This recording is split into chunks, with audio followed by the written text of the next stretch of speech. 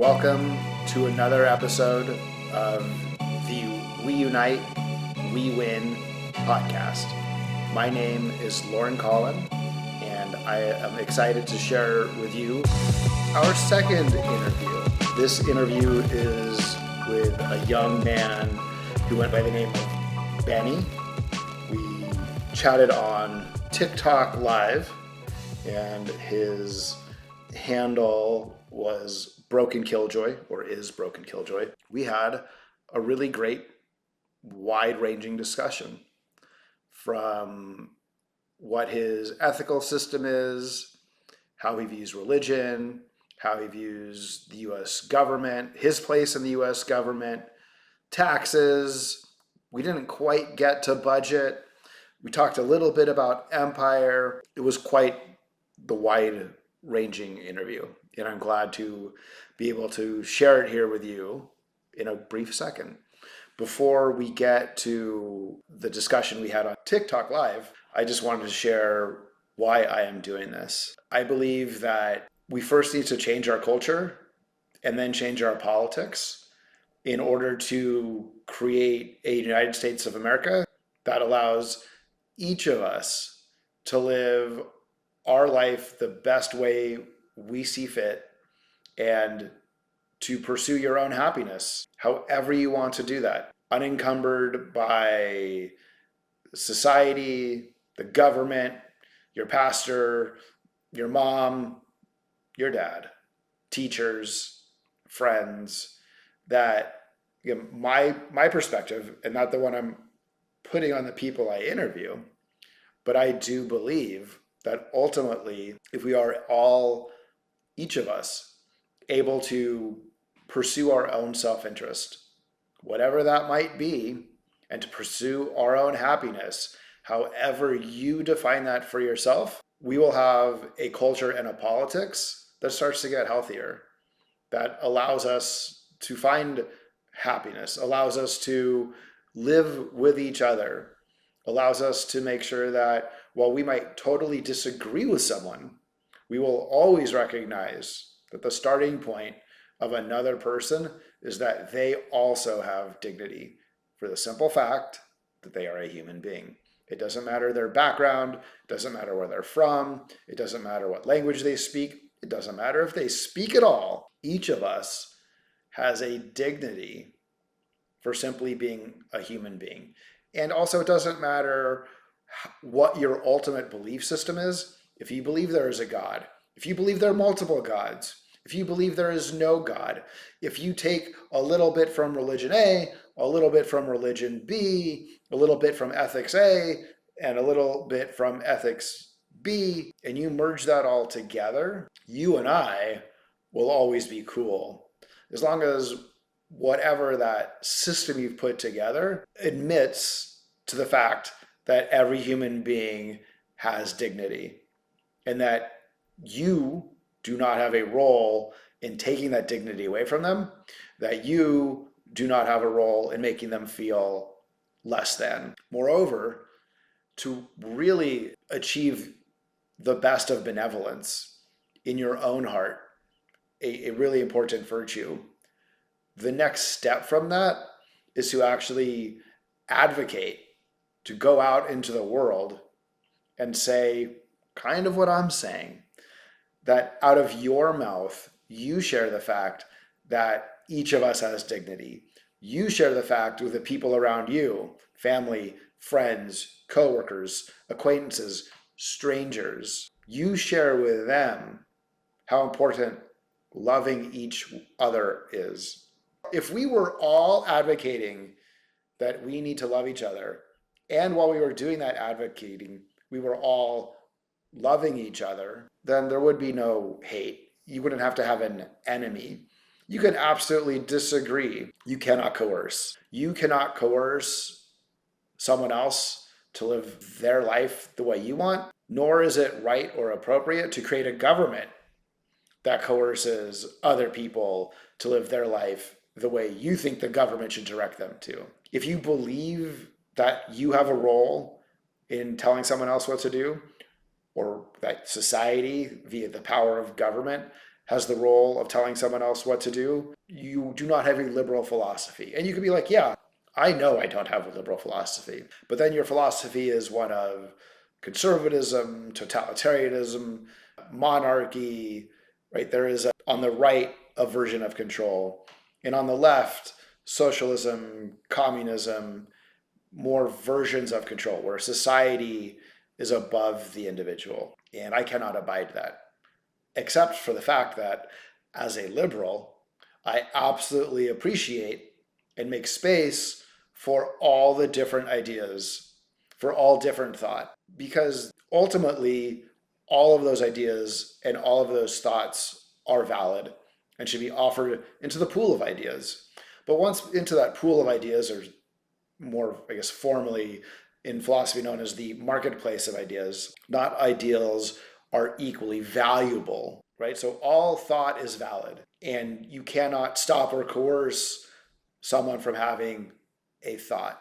But once they offer their thought to the rest of us, we absolutely have the right and the duty and the ability to put a value on the thought. For me, the most valuable thinking, the most valuable ideas, the most valuable actions will always be around making sure that each of us can be ourselves. That is what I hold to be the most important thing. And I recognize not everybody does. I might actually have an extremely minority position in this world. What I don't value is coercion of any type, of telling another person how to lead their life. As far as my conversation with Benny, like I said, it's quite wide ranging. Again, I'm never here to debate anyone, but I'm here to help bring clarity to what they're saying, or if they offer a contradiction, help to understand what that contradiction is. Is there actually a contradiction in what they're saying? Did they mean to say something or not say something else? As they think through that contradiction, do they reach better clarity on their own?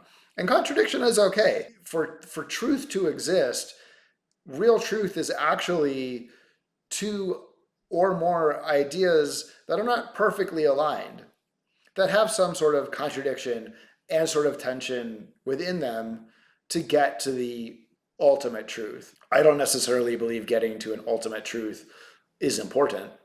I do believe that the exercise of getting to that truth is what's important. And that is why I'm doing these interviews. Benny is a young man who comes from Pennsylvania. He is a gamer and really makes some amazing metaphors of gaming to the economy, and how in the world of gaming, the gaming houses fix their games or intervene in their games to fix the economies, to keep economies competitive. He also gives metaphors from gaming about government and that power. I think they're really great and insightful, and would be great metaphors to actually continue to extend and to share with the people of his generation who are deep into gaming. With that, let's hear the interview between Benny and myself. Oh, welcome. What's going on? Much, how are you doing? Just chilling. What are you interviewing people on? I am interviewing people on ethics, religion, philosophy. It's not a debate. I'm not here to debate you, but really just to ask questions and get people's thoughts and hopefully create a better understanding of how people sort of come to their conclusions and how they kind of think they want, how they see themselves in the world and how they see our government helping them live their lives. Your name, if you want to give it, or a pseudonym? It's Benny. Benny? Benny, nice to meet you. My name is Lauren. So if I ask you a question that you don't want to answer, just say, I would rather not answer that. If I ask you a question that I didn't phrase well or you're a little confused, just ask me to reply in a different way, and I will. Or to ask the question again. So my first question, Benny, is in your life, whether it's daily, weekly, every once in a while, do you think about pursuing and maximizing your own happiness? I don't. And can I ask why you do not think about pursuing and maximizing your own happiness? Many other things to think about. So what kind of things do you think about instead? Usually I prefer not to think, but when I do think, I'm usually thinking about the task at hand. Makes a lot of sense. Or in your life, do you kind of have a framework for moral philosophy and ethics? And is it a named system or is it the Benny system? Or just the Benny system. I mean, I think it's pretty easy to be a good person. You know what I mean? So I think in your mind then, what is it to be a good person? being a good person is living a life that you don't feel regretful about or you don't feel morally wrong about. I think it's very easy to know when you do something wrong because most people can feel it in their gut when they do. You don't really need someone to tell you something's wrong. You more or less feel it when something's wrong. And so so those are our moral sentiments. In philosophy, those moral sentiments often get broken down, especially, actually across the West and the East, into sort of virtues and vices. Virtue being those things that you do to, as you said, Benny, to lead a good life, to make yourself feel good, to make others around you feel good. And then vices, necessarily bad things, but they're things that might lead you to not have a happy life or where you cause non-happiness for other people. So I guess in that Benny system, do you think of virtue and vice as well? I like to categorize things with virtues and vice. I think both of those things are good in certain quantities. I think you can go overboard with either one, and I think both can be good for you. Moderation, like a lot of people say, everything is good in moderation. For example, you might be like asking, like, well, what do you mean? How can you be too good? See it a lot in religion. A lot of people try and maximize their ability to get into heaven based on their beliefs and end up doing heinous things in the name of their religion, although they think they're doing the right thing. Whether they're not is not really up for me to say, but that's just an example of how doing too much good can result in some negatives for you or other people. Aristotle would agree with you. Maybe you already know that. Aristotle would call it the golden mean, literally the finding the way between the perfect virtue and, I guess, the perfection of vice. Somewhere in between is, where you would find the right way to live. What makes you feel good? What makes you feel right? You know that your moral compass kind of lives in your gut. I guess the question is, or as I was going over these, do any of these, when you're having those moments of your gut, is it only your gut, or is your gut saying, this is just, and I should do this because this is the right thing to do? Or is your gut saying, you know what, if I don't act, happen, I'm going to regret it. So I'm going to find the courage inside myself to act, Right, and that would be right. justice. So I guess do Well, these thoughts that gut, or is it really that gut biome that sort of helps drive your moral compass? I think my moral compass just kind of run on autopilot. I think once I have the internal dialogue, it's just should I do the right thing here? I think once you start thinking about these things, you put yourself in a position where you're kind of separating yourself and you start doing things because you think it's the right thing to do based on whether it is the right thing to do. For example, my dad used to tell me, "Be a good person even when no one's looking." Kind of that thing, you know what I mean? We do a lot of things in the name of justice based off of a belief that it would probably be the right thing to do, whether or not we actually feel that's the right thing to do. Adam Smith, in his theory of moral sentiments, would agree with you. He called it, I guess I should remember what he called it. Oh, the man in your breast, right? It's that other voice or that other person that you step outside of yourself that's looking at what you are doing and how you are acting. And it sounds like you sort of have that man in your breast. I guess we'll say person in your breast these days to help you sort of filter. Is that fair based on what you just said? I think so. Do you have a religion that you practice, or do you have a belief system that's not necessarily a named belief system, or do you have non-belief? I'm kind of and my grandfather was Muslim and my grandmother was Christian, so my aunts and mother adopted kind of a blend, a way of Mhm. living that kind of blends these two things, and I do too. So sometimes when I was little, I would go to the church and also go to the mosque. So I kind of experienced both these things, but Nice. I don't those things anymore. I personally, I don't think you need a religion to serve the function that religion serves in someone's life. Pretty easy to be a good person, you know. Well, I guess so. Within the sort of blending of those religions? Do you believe there is a creator, or do you believe in God, or we're just all here floating together in the universe as a whole bunch of electrons and protons? I mean, I have a few different feelings about this. I mean, that there are a lot of what you can call perfect numbers that seem to be too good to be true to just kind of exist by chance. It seems to lead to the idea of a creator. And I after I finished my bachelor's in comp sci, I really fell into simulation theory a bit because there was a lot of correlation between how a computer runs and how the universe runs. But that's just something I really think is cool. It's not really a belief that I Yeah. hold, but I definitely believe in, some sort of creator. I mean, if it's all random, it's all random, but that's just kind of boring to think like that. That combination of Christianity and Islam helped form that earlier ethical framework that you have, or were they separate? Were there other things outside of that mixed religious upbringing that you had that also helped to form your ethical thinking? At all. That's just stuff I did because it's just stuff you do. You're growing up, you do what your parents tell you to do. But, you know, quickly you realize that people exist in all religions. There's no real group of people that you can look to and be like, wow, these guys really got this stuff going for them. They really know what's going on. They're really doing some good stuff. So I'm probably gonna say this a bunch of times, but it's really not that hard to be a good person. You don't need a big book, or you don't need to go somewhere once a week to go figure out how to live your life. You know what I mean? It's pretty just live. You know what I mean? Yep. Okay, we're gonna switch gears here. And again, if I ask questions that you're like, I don't want to answer that, just say, I don't want to answer that. I believe that human beings have separate and distinct races. If you create them. Or you're on the belief that race is a human construct, but in nature there are no races. I mean, I didn't create these concepts and words, and would they even exist? I mean, I guess they exist themselves, but you kind of have to internalize them and name them before you can call them a race, whether or not they're there. In your mind, if you were to name them, again, and you could say, you know what, I actually don't name them, so this isn't me.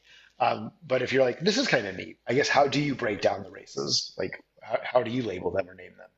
Break them down to whatever I see when I go to apply for a job. I don't really try to overcomplicate it or, try to look too deep into it. If everyone is agreeing that, when I apply for a job, it's like, what it's like Native American, black, white, Hispanic, or whatever it is. Yep. I don't really look too deep into it. I pretty much hold the same race labels that the majority of people do. And do you believe that the races, even though we've categorized people into different races, do you believe that all races are equal, or is there some sort of hierarchy within these races? I don't think that there's a hierarchy. This is Cool. So we're going to switch gears again. Think about liberty in your life. freedom. Yeah, liberty, freedom. Yeah. I was in jail, I did, but What were your thoughts, or how do you have those thoughts now as you live your life? um, sometimes I think about the idea of public and private property. It's kind of interesting to me. So, in regards to the fact that there was a time where it literally was just whoever's land, like whoever was there and who could keep it the longest without getting like killed or something, it would just be theirs. It's pretty crazy to me.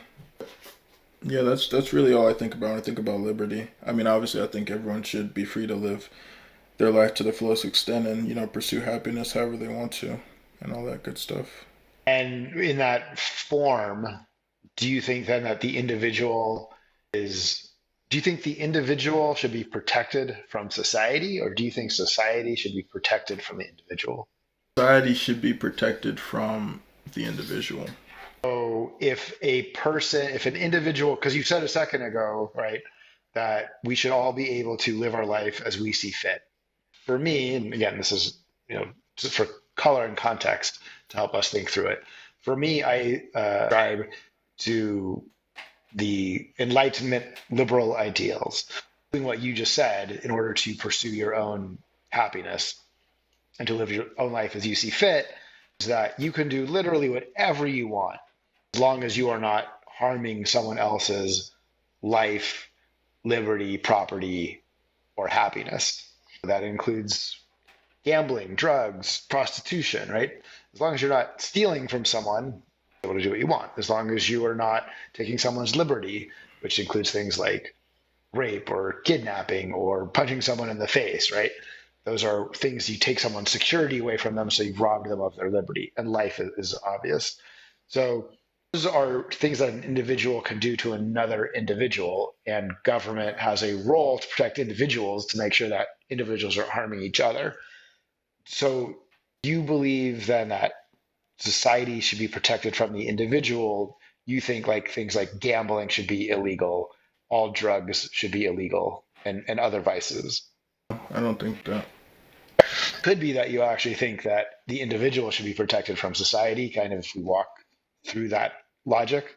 Thinking more on the lines of like serial killers and stuff like that. They should be protected from those individuals.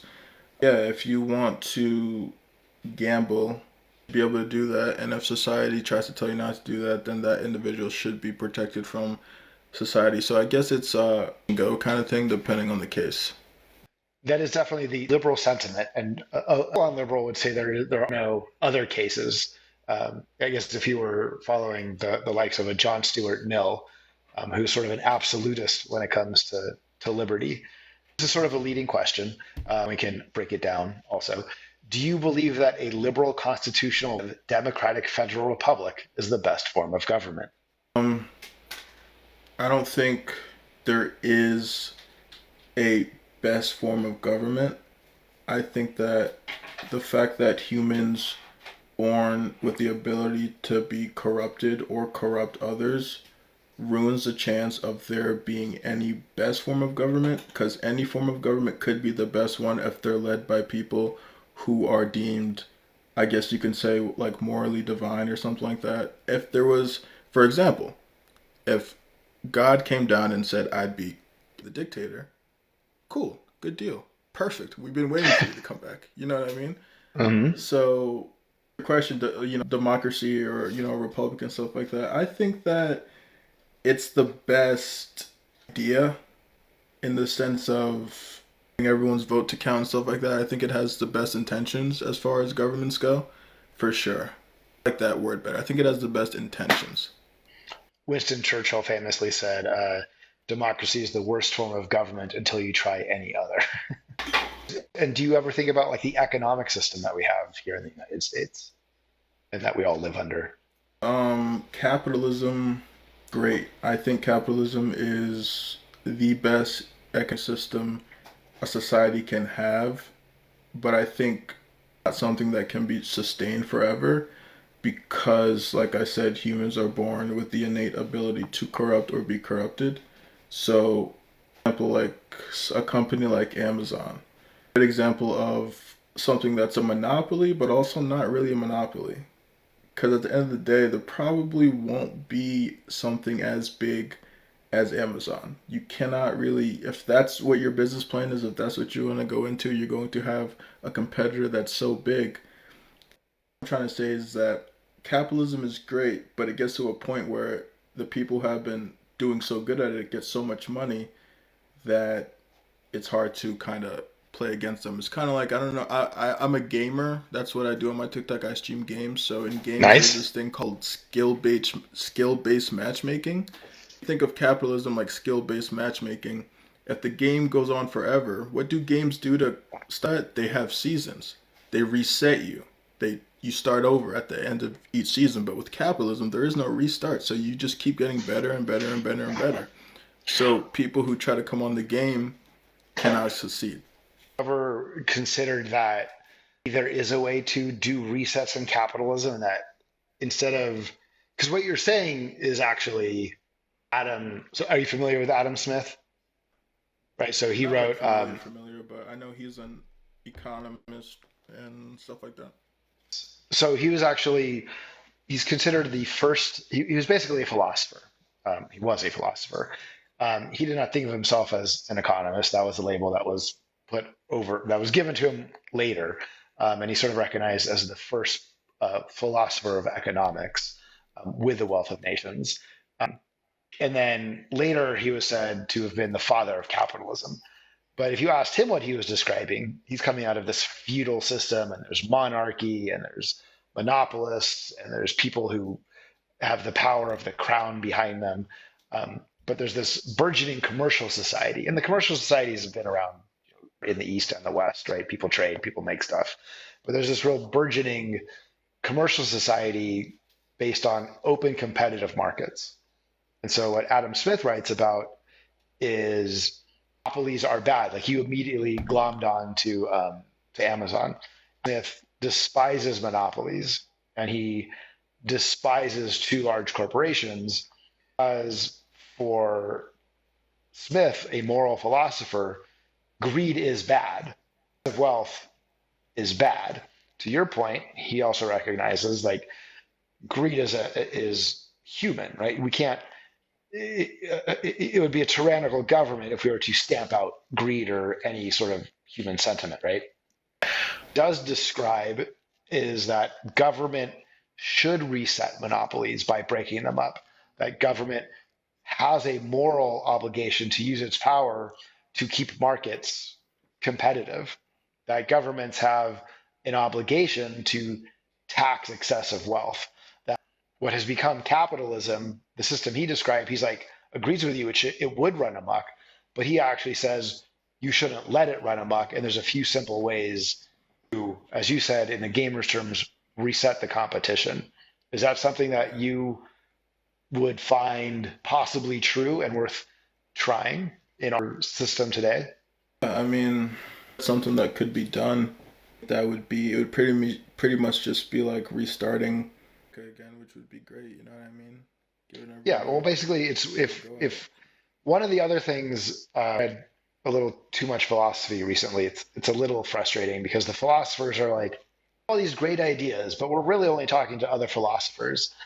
Our great ideas will never come to fruition because most of the masses are too stupid. Like, well, that's depressing.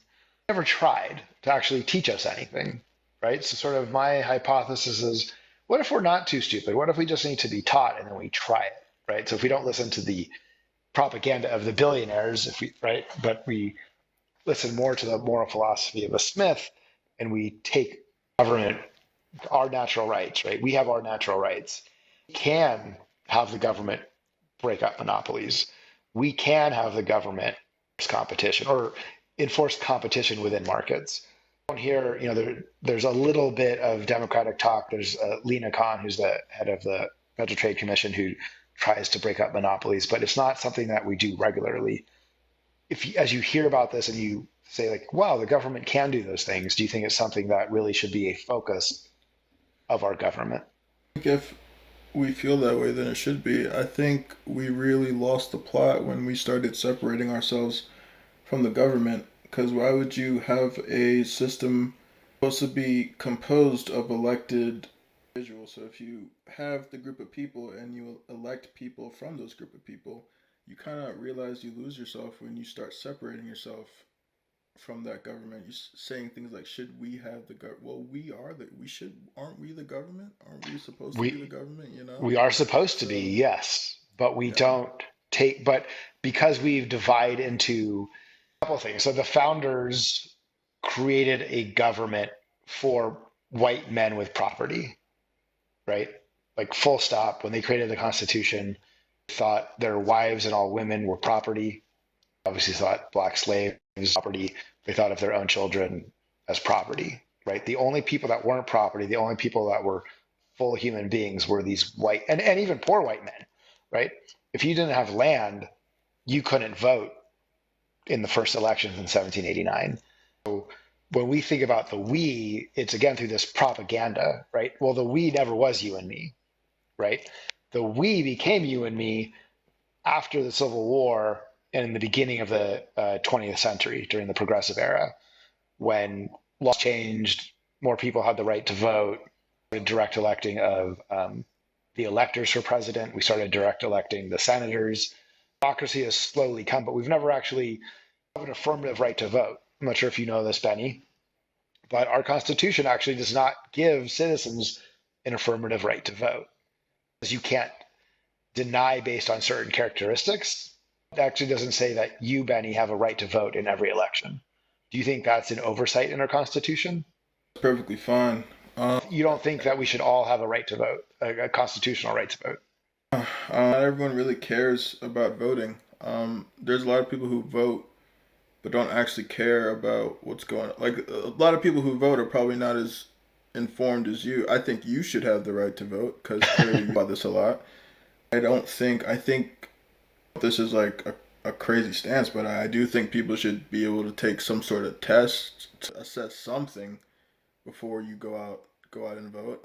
I don't think, yeah, no, I don't think it should be just a right. Gotcha. I Do think you I'm vote? not saying like a crazy barrier, but something. You know what I mean? Do I vote? Vote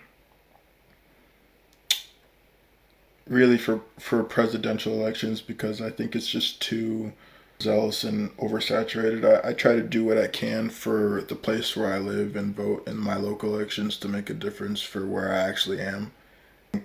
The whole nationwide election thing that they do in November is just more, it's too much of a show. It's just too much going on. I don't think it makes much of a difference than someone who's more concerned about the elections going on, at their school board, judge, stuff like that. I think if you focused on those things, you'd probably see more of a change in actual day-to-day life.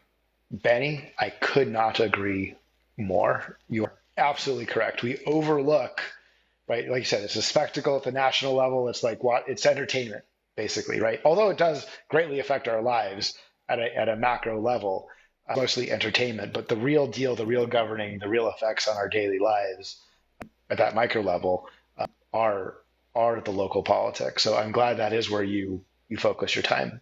Mine, again, you don't have to be super specific, but roughly like what state or what region do you live in?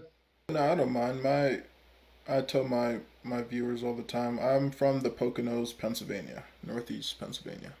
Okay, cool. I had a bite of a Philly cheesesteak out here in LA, California, or Los Angeles. Cool. To Pittsburgh, I've been to Pittsburgh twice and Philly twice. I had a good time both times, or all four times, I guess.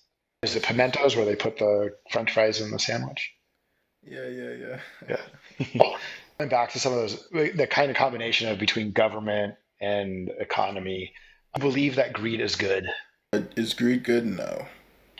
Do you think our culture at large thinks greed is good? I think so. I feel like when I was in school, the sentiment that having greed, an entrepreneur or a capitalist is a good thing. It fuels innovation and stuff like that. But I don't think greed is necessarily a good thing. I don't think it's a super, super, bad vice, but greed kind of leads into gluttony. Yep. And it's just no need for it. Yeah. So it became good literally as a mantra in the 1980s during the early part of the Reagan era. And there was a famous movie called Wall Street. We're told Okay. in no uncertain terms that greed is good.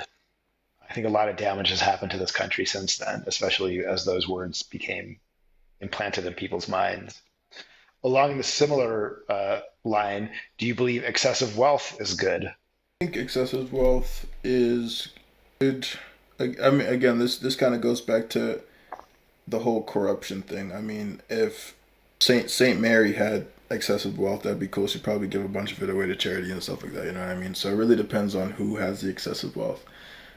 I don't think you hear those statistics sometimes, like Jeff Bezos has so much money that if you were around 10,000 years ago and had this much money, you still wouldn't have half the money he has, stuff like that. I think stuff like that is ridiculous. 800 billionaires, Benny, just 800 Americans, 800 Americans control half of the wealth of this country. So, Half of Americans, the population, controls about 1% of the wealth.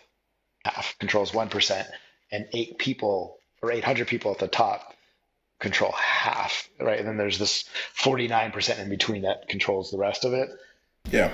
So again, there's ways to fix that, which would be you could within a commercial society where risk takers return on their risk, right? The profit or the gains from taking risks, will tax them a lot.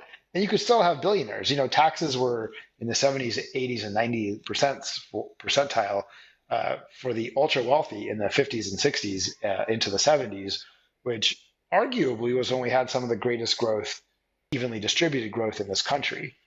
So if we still had a commercial system and free and open markets, and part of the way of keeping those markets competitive, which would be a social goal, right? Say it's okay to tax the ultra wealthy elite at a very high rate. No, it's kind of a tricky one for me because I don't like the idea of taxes in general. I understand their use, and I think that they have a good purpose if used correctly. I just don't like people taking my money. I think everyone feels that way. Why are you taking my money? Even if it goes to get stuff, you know what I mean? Well, how do you feel Taxes, then, not just that they're taking your money, but that government takes, say that you make the median income and you can make way more, way less, it doesn't matter. The median income right now is about $86,000 a year. It's actually household income, so it's like for four people. But we'll just say that average person's making $86,000 a year. Person between their federal income tax, their state income tax, if they live in a state with sales tax, and the fees that they pay their government, right? Because states without sales tax have fees. States with sales tax don't have fees, right? It just kind of works out at the end. Pay between 30 to 40% of their income. So if you make $84,000, $86,000, you'll pay about 30 to 35,000 of that in taxes, right? If you're a millionaire, someone who makes $100 million or more, and all of your money is in stock, or your wealth, not your money, your wealth is in stock, take a loan from the bank against that stock. And then when that loan is up, you take out another loan, right? And you never pay taxes, and your effective tax rate on your billions of dollars is less than 1%. Do you think that's fair? Well, that seems like someone is trying to scheme the game in some way. That is the system we have today, correct? Like that is indeed what we have. We have a gamed system for the wealthy, right? And back to the whole gaming thing, we'd call that, like an exploit in the game. And we fix exploits is by annoying the developers, which would be the government, to patch it and fix it. So, I agree with what you're saying. I don't think that's really right or should be going on, but I I understand. love these metaphors. These are perfect, Benny. This is it's making me think in new ways. I love it. Thank you. And that's why I'm happy to be doing this. If throughout our whole tax code and we started over and did something called a comprehensive wealth tax and with a high exemption, and basically the way it would work is instead of, oh, pause one quick second. Basically, Adam Smith says the absolute worst tax ever create on workers is a tax on their wages. What do we do in this country? Tax wages. Adam Smith also said wealthy should pay taxes in proportion to their wealth, and probably more so. In other words, basically, he's like the government protects the wealthy from everybody else. For that protection, the wealthy should pay more. But of course, we're in this flipped up situation. Investigated some things, and there's this idea of a comprehensive wealth tax, which basically means that you add up every form of income that a person makes in 1 year. And that's income from wages, income from rent, income from royalties, income from your sole proprietor business, gifts that you receive, except from your spouse, inheritance you receive, except from your spouse, capital gains on property, capital gains on stock, dividends on stock, against your stock, capital gains on minerals, capital gains on cryptocurrencies, insurance payments to the beneficiaries, and of course, my favorite, wagering. Basically, the government, which by the way, the government already taxes all these things. It just does it at different levels and has different credits and different ways to reduce it. But in this comprehensive wealth tax, there are no tax deductions, there are no tax credits, no subsidies to business. You add all of these up, and if you make less than $500,000, federal income tax is zero. Start paying tax until you make $500,001, and you pay tax only on that $1, and you average it over 3 years. So you don't pay that tax. The 500,000 isn't figured out every year; it's figured out over a 3-year rolling period. So say, remember before you were making $86,000, Benny? Now, congratulations, you're making 500K a year. Does it feel good? So you make 500,000 year one, 500,000 year two, 500,000 year three. Under this comprehensive wealth tax plan, you still pay $0 in federal tax. You made 500,000 in the first year, 500 in the second year, and 500,001 in the third year. In that third year, if the tax was 50%, pay 50 cents on that $1. So you would still keep $1.5 million and 50 cents, and you'd have only paid 50 cents. Like a better tax system to you? I haven't made $500,000, so it's like I'm talking about something I have no business talking about. It sounds cool, but I don't see. So you say you've made 100,000 or 50,000. The point is that 50,000 or 100,000, you're not paying any tax, a federal income tax. Only the people who make, It sounds cool. right? So only the people who make $500,000 or more would pay this tax. Tax would probably be between 30 and 60%. And again, we can discuss our budget because, like, do we need our empire? Like, that's a whole other thing. You're like, our taxes go to pay for things. Like, one of the things it goes to pay for is an empire. Empire benefit us? Should we pay for it? And maybe we decide yes, but maybe we decide no, right?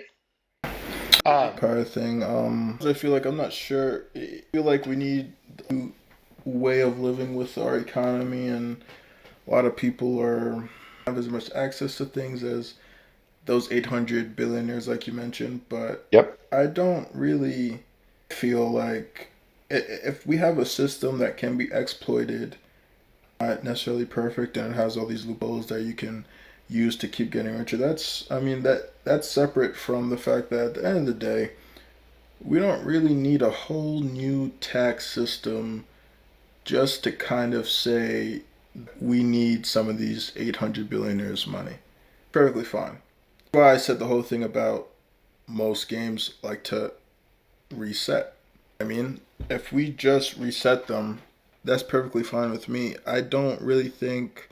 I've heard people say, things like this, argue new ways of handling our money in this government and all this stuff, but I feel like all of it succumbs just to really say what we're all thinking, which is we need these 800 people, these 800 billionaires, we need some of their money. We don't really, if we can get some of their money without a new tax system, I feel like that works for America if we can Okay. redistribute some of these funds. What you're proposing makes perfectly good sense. I feel like it would be easier for Americans to stomach taking these people's money than starting a whole new system. A lot of people just wouldn't agree with for whatever reason, and it would just start a whole bunch of. Instead of involving a debate with 300 million Americans, it'd be better to do it at the expense of these 800 said billionaires who, at the end of the day, won't really take much of a blow realistically. It's not like they're not going to Yep. be able to, do what they got to do. They would They would still be just billionaires. They would just be still be slightly less billionaires. billionaires. Yep. Yeah. I appreciate that input and that honesty. The overall consensus is we should tax the hell out of them and make our markets competitive. And it's their excessive wealth that's making it uncompetitive, and we should fix it. There's a moral and ethical imperative for us to fix it. I mean, I feel like feels like one separate, I don't want to say scheme, but method to reaching our goal. Like I said, most of Americans we really just need some more money. It feels like a bunch of people, I hate to use that word, but, trying to figure out a way Yeah. to steal some money from, the king or queen or something like that. And instead of actually just archers like Robin Hood going to steal money from the wealthy, we're in a reality where we have to think about new tax codes and stuff like that. That's how we go about Yep. taking money from these people. But at the end of the day, that's really the goal, right? We're trying to take money from these people, right? Yes and no. Remember, the current tax code right now takes our, not only do they not pay as much taxes as you and me in this rig system, but take our taxes that we do pay and they take it for themselves, right? So they actually take our money Well, yeah, for that's themselves. true. Like they are stealing from us. It's not even it's just us getting back what's ours, right? So in the wealth of nations, it's really clear. Like the wealth of the nation is based on the work of the people, which sounds a little socialist. Yeah. But it's not socialism. It's just the fact that all of us doing the work is what creates the wealth, right? Someone has to take a risk. And Adam Smith is very clear. If you are a risk taker, you should be rewarded for your risk. But he's also very clear that you should not be rewarded for your risk out of proportion to the risk that you took, right? But I think what we've both identified is the current system is rewarding risk outside of proportion that they're taking that risk. And Agreed. we should fix that. And we don't because I think we don't because we give ourselves up to choosing a team. Like, are you a Democrat? Are you a Republican? I think you said something really interesting a minute ago, which is the 300 million of us. I think we have to follow Adam Smith and become your decision, Benny, really should be based on your self-interest and your self-interest alone. And your self-interest does not align with the Democratic parties or the Republican parties or any other party, right? Your self-interest is yours, and we should all find a way to be able to express ourselves with independent elected leaders who are independent like us and who do not a party, is my thinking. I guess, does that resonate with you, or you're like, I'm a die-in-the-wool Democrat? I agree. I don't think it's possible to really try and believe that you can divide 300 million people fully and with like actual accuracy into just two groups. Yep. That just doesn't work. People are way more complex than just two groups, and that's just how it works for some reason. This has been amazing. I'm so grateful for you to have spent almost an hour with me here. Do you have a night? Man, enjoy. Cool. Bye. I really enjoyed that conversation with Benny. I do not know how the universe works. I don't pretend to. However, it does its thing, though. I am excited that it brought me Benny to have that discussion on TikTok. I appreciated his insights, his sharing, his ability to challenge his own thoughts to get to some clarity where there was some contradiction. To also find again that the contradiction wasn't necessarily polar opposites, but within that contradiction, within the tension of two ideas that sit next to each other, is the greater truth, potentially. Benny's metaphors, how games and gaming works, and how there are corollaries to how real life works, were really insightful. And I think they can be used over and over again to help explain that when things are broken, and they're obviously broken, and we agree that they're broken, that we don't just keep arguing, it's broken, because we actually agree. We don't need to argue it's broken. We agree it's broken. We need to do something about it. Sometimes it's okay. Actually, I'll say a lot of times, it's okay to simply try something new. It's broken, but if we do something new, it might get worse. Probably not. Because what's broken right now in our politics, in our government, is really severe.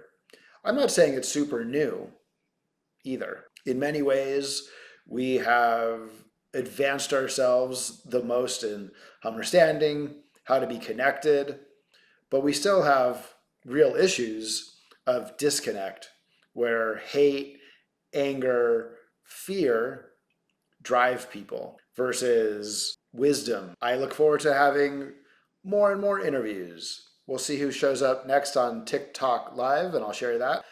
I am also planning to start going out into the world and do human on the street interviews. So if you see me come by and you want to share what drives you, what you think, and why you think it when it comes to your own personal ethics, your ideas around religion, culture, government, the economy, being a human being, I am super excited to have that conversation with you and to share it with everyone out there. Join me next time here on We Unite, We Win. My name is Lauren Collin. We will see you soon. No fear, only love.